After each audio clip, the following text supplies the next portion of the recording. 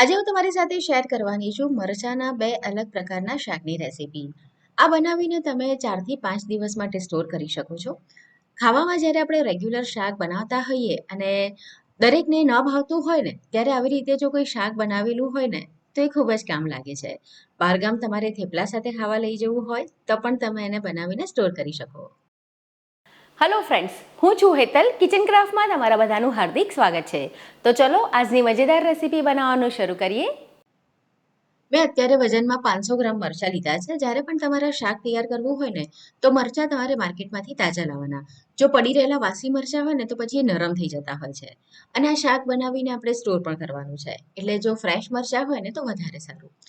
એને પાણીથી ધોઈ એકદમ સરસ કોરા કરી લેવાના. એની અંદર છે ને મોઇશ્ચર ન રહેવું જોઈએ, નહીંતર શું થાય જલ્દીથી એ બગડી જાય છે. હવે આગળનો એનો ડીટાનો ભાગ કાઢી લેવાનો અને આ રીતે કટ કરવાનું છે. એક મરચાંના તમારે લગભગ 3 થી 4 પીસ થાય ને એ રીતે કટ કરવાનું. બહુ વધારે નાના નહીં, બહુ વધારે મોટા નહીં. મેં એ રીતની સાઈઝ રાખી છે. તમને જો હજુ નાના કરવા હોય તો કરી શકો, પણ ચડી ગયા પછી થોડા એ સાઈઝમાં શ્રિંક થતા હોય છે.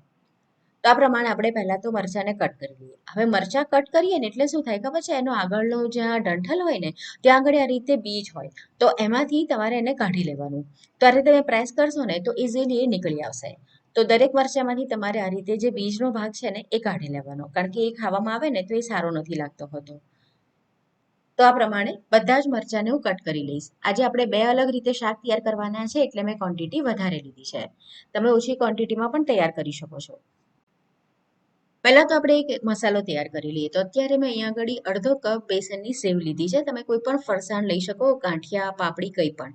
અને ન હોય તો ચાનો લોટ શેકીને લઈ શકાય. એની અંદર આપણે અડધી ચમચી કરતાં પણ ઓછી, એટલે 1/4 ટીસ્પૂન જેટલી આપણે હળદર નાખવાની છે, 1/4 ટીસ્પૂન ગરમ મસાલો, 1 ટીસ્પૂન ધાણા જીરું નાખીશું અને લગભગ 1/2 ટીસ્પૂન આપણે અહીંયા આગળ લાલ મરચું પાવડર નાખીશું.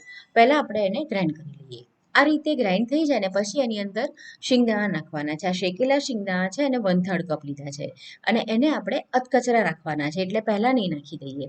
હવે વઘાર માટે અહીંયા આગળ મેં 2 ટેબલસ્પૂન તેલ લીધું છે. એમાં 1 ટીસ્પૂન હિંગ નાખીશું અને અડધા મરચાં આપણે અત્યારે અહીંયા એડ કરી દેવાના છે. આ જે મરચાંનું શાક છે ને એની અંદર આપણે ખટાશ કે ગળપણનો ઉપયોગ નથી કરવાના અને ખાવામાં ખૂબ જ ટેસ્ટી એવું લાગે છે અને કોરું બને છે, એટલે કે ડ્રાય બને છે. તો પહેલાં તો આપણે એને તેલ સાથે સરસ રીતે પહેલાં મિક્સ કરી લઈએ અને અહીંયા આગળ મેં અત્યારે મીઠું નાખી દીધું છે સ્વાદ મુજબનું. બીજી બધી વસ્તુ આપણે મસાલામાં નાખીએ છે એટલે અત્યારે આપણે બીજી કોઈ જ વસ્તુ એડ નથી કરવાના. બરાબર મિક્સ થઈ જાય એટલે ઢાંકણ ઢાંકીને એને રહેવા દેવાનું છે. હવે આ જે મરચાં છે ને એને આપણે બહુ ચઢાવવાના નથી, એટલે જ્યારે તમે ખાઓ ને તો તમને એનો ક્રંચ ફીલ થવો જોઈએ. તો સ્લો ફ્લેમ પર જ આપણે એને રહેવા દઈશું અને લગભગ 2 થી 3 મિનિટ થાય એટલે વચ્ચેથી આ રીતે એકવાર એને હલાવી અને ફેરબદલ કરી લઈશું. તમે જો એકદમ એને ચડવી લેશો ને તો પણ એનો સ્વાદ સારો નહીં આવે. તો બસ આ વાતનું ધ્યાન રાખવાનું છે. તો લગભગ 4 થી 5 મિનિટમાં જ આપણું આ જે શાક છે ને બનીને તૈયાર થઈ જાય છે. હવે એની અંદર આપણે જે મસાલો તૈયાર કરીએ છીએ ને એમાંથી મસાલો એડ કરી દઈશું. તો મસાલો અહીંયા આગળ તમે તમારી ચોઈસ પ્રમાણે, એટલે કે તમને જો વધારે ગમતું હોય તો વધારે પણ એડ કરી શકો. તો અત્યારે મેં લગભગ 4 થી 5 ચમચી જેટલો મસાલો એડ કરી દીધો છે. અને તમારી પાસે જો સેવ ના હોય તો મેં કીધું એમ તમારે ચાનો લોટ લઈ લેવાનો અને કોરો શેકી લેવાનો અને આ રીતે સેમ મસાલો તૈયાર કરી દેવાનો. મસાલો નાખીએ પછી ફરીથી એને થોડી વાર માટે ઢાંકીને રહેવા દઈશું. બહુ વધારે સમય નહીં લાગે અને તમને જો ગમે તો તમે અહીંયા આગળ ખટાશ ગળપણ પણ એડ કરી શકો છો, પણ મેં નથી કર્યા. તો આપણું એકદમ ટેસ્ટી એવું મરચાંનું સૂકું શાક બનીને તૈયાર થઈ ગયું છે. હવે આપણે જે બીજું બનાવવાના છે ને એના માટે આપણે ખટાશ ગળપણનો ઉપયોગ કરીશું. તો ફરીથી અહીંયા આગળ મેં 1/2 ટેબલસ્પૂન તેલ લીધું છે. આમાં તેલનું ક્વોન્ટિટી થોડી ઓછી જોઈશે અને એમાં આપણે એડ કરીશું 1/2 ટીસ્પૂન હળદર અને 1/2 ટીસ્પૂન અહીંયા હિંગ નાખી છે. અહીંયા આગળ આપણે વઘારમાં જ હળદર એડ કરી દેવાની એટલે કલર એકદમ સરસ રહે અને બાકીના જે મરચાં હતા એને અહીંયા આપણે ઉમેરી દેવાના છે. મિક્સ કરી લઈએ એને. આ જે શાક છે ને એ થોડું રસાવાળું તૈયાર થશે અને થોડું એ મોઇસ્ટ રહેશે. તો ખાવામાં આ પણ ટેસ્ટી લાગે છે અને પેલું જે સૂકું શાક છે એ પણ ટેસ્ટી લાગે છે. તો તમને જેવો ટેસ્ટ ગમતો હોય એ પ્રમાણે તમે બનાવી શકો. તો થોડી વાર માટે આપણે એને ઢાંકણ ઢાંકી એને રહેવા દઈએ, લગભગ 2 થી 3 મિનિટ જેટલું.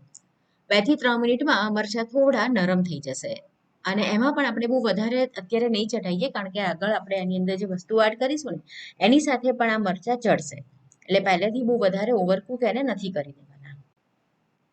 અત્યારે અહીંયા આગળ હું એડ કરીશ આંબલીનો પલ્પ. આપણી જે આંબલી હોય છે ને એનો મેં પલ્પ બનાવીને રાખેલો છે. તો એ અત્યારે હું 2 ટેબલ સ્પૂન અહીંયા એડ કરું છું. તમારી પાસે જો ગોળ આંબલીની ચટણી હોય તો ડાયરેક્ટ તમે એ પણ એડ કરી શકો, અને ન હોય તો તમે આ રીતે આંબલીનો પલ્પ એડ કરો અને સાથે ગોળ એડ કરો. તો અહીંયા આગળ મેં અડધો કપ ગોળ લીધો છે. તો ખટાશ અને ગળપણ એ બંને આપણે અહીંયા આગળ સરખા ભાગે લેવાનું છે. ગોળ અત્યારે તમે એડ કરશો એટલે મેં ઝીણો કરી લીધો છે, થોડી જ વારમાં એ મેલ્ટ થઈ જશે, અને મેલ્ટ થઈ જાય પછી આપણે એને થોડો ચડવી લેવાનો, એટલે કે એનો જે રસો છે એને જાડો થાય. તો ખટાશ અને ગળપણમાં તમારે જો આંબલી ન ખાતા હોય તમે તો અહીંયા આગળ તમે ખટાશ માટે લીંબુનો રસ પણ લઈ શકો, અથવા તો તમે આમચૂર પાવડર પણ લઈ શકો. એટલે મેં તમને ઓપ્શન ઘણા બધા આપ્યા છે. તમારી પાસે ઘરમાં જે પણ અવેલેબલ હોય અથવા તમે જે ખટાશ પસંદ કરતા હોય, કારણ કે ઘણા લોકોને સાંધાના દુખાવાના લીધે આંબલી નથી ખાતા હોતા, તેવા સમય પર તમે આમચૂર લઈ શકો. તો જો ગોળ આપણો અત્યારે ઓગળી ગયો છે ને આ રીતનો તમને અહીંયા આગળ ઉભરાવતા હોય ને એવું દેખાશે. તો બસ આ સમય પર ગેસ આપણે બંધ કરી દેવાનો, અને પછી એની અંદર આપણે થોડું ધાણા જીરું નાખવાનું. ધાણા જીરું નાખવાથી આપણો જે રસો છે ને એ ઘટ્ટ થશે, અને અત્યારે તમને આ જે થોડું લિક્વિડ દેખાય છે પણ ઠંડુ થશે ને એટલે એ જામી જશે, એટલે કે ઘટ્ટ થઈ જશે. તો અહીંયા આગળ મેં 1.5 ટેબલ સ્પૂન ભરીને ધાણા જીરું નાખ્યું છે, અને મિક્સ કરી લઈએ. અને ઠંડુ થાય ને પછી આપણે એને કોઈ પણ એરટાઇટ કન્ટેનરમાં ભરી અને સ્ટોર કરવાનું છે. તમે એને બહાર જ રાખશો તો 4 થી 5 દિવસ સુધી બિલકુલ ખરાબ નહીં થાય. હા, ફ્રીજમાં રાખશો તો 10 થી 12 દિવસ સુધી એ ટકી શકશે.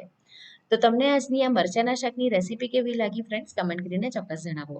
રેસીપી પસંદ આવી છે, વિડીયો પસંદ આવ્યો છે તો વિડીયોને લાઇક કરી કિચન ક્રાફ્ટ ચેનલને જરૂર સબસ્ક્રાઇબ કરો, અને તમારા ફ્રેન્ડ્સ અને ફેમિલીની સાથે પણ એને જરૂરથી શેર કરો.